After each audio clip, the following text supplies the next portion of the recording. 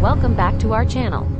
Today, we're diving into one of the most important global summits, the G20. So sit back, grab a cup of your favorite beverage, and let's explore the ins and outs of this significant event. The G20, or Group of 20, brings together leaders from the world's major economies to discuss and coordinate policies on global economic issues. It's like a big family gathering, but instead of just sharing family recipes, they discuss vital matters that impact economies and people around the globe.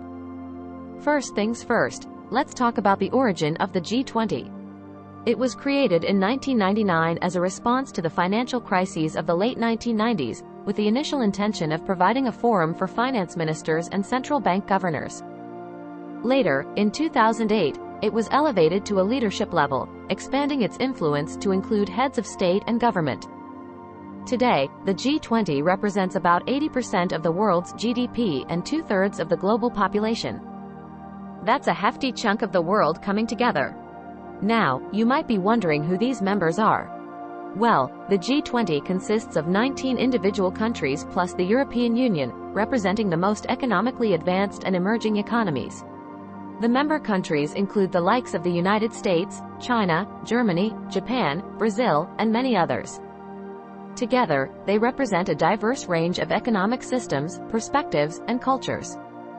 One of the main goals of the G20 is to foster economic growth that benefits all nations and people, striving to create a stable and prosperous global economic environment. They discuss a wide range of topics, such as global trade, financial regulation, climate change, development, and combating corruption. These discussions are crucial because the decisions made by the G20 can have a ripple effect on economies worldwide. The G20 summit takes place annually, and each year it is hosted by one of the member countries. The host country sets the agenda, organizes meetings, and ensures that discussions are fruitful and productive. The summit itself is a high-profile event, attracting significant media attention and scrutiny from the public, academics, and experts alike. During the summit, leaders engage in intensive discussions, which are usually held behind closed doors. The main outcome of the G20 summit is the issuance of a joint statement, known as the communiqué, which summarizes the agreed-upon actions and policies. These statements are closely analyzed and can shape the direction of global economic policies. Beyond the summit itself, the G20 also encompasses numerous ministerial meetings and working groups that focus on specific issues. For example, the finance ministers of the member countries hold regular meetings to discuss economic policy coordination and financial stability. Additionally, the G20 engages with various international organizations such as the International Monetary Fund, IMF, and the World Bank to ensure a comprehensive and inclusive approach to global economic issues. One might argue that the G20 is not without its critics. Some believe that the decisions made at these summits do not reflect the interests of the broader global community.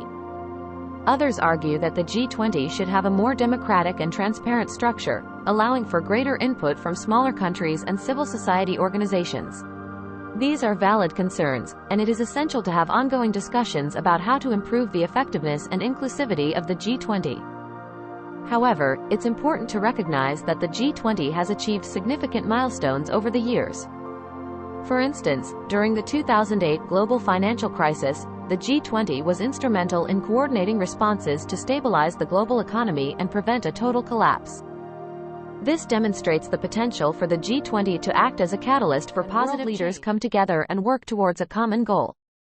In conclusion, the G20 is a crucial platform for global economic cooperation and decision-making. While it may have its flaws, it serves as a forum where leaders can come together, discuss pressing issues, and strive to find common ground. As our world becomes increasingly interconnected, events like the G20 become even more critical in shaping the future of our global economy. So next time you hear about the G20 in the news, you'll have a better understanding of why it matters and what it seeks to achieve. That's it for today's video. If you found this information interesting or learned something new, make sure to hit the like button and subscribe to our channel for more engaging content. As always, thanks for watching, and we'll see you in the next video.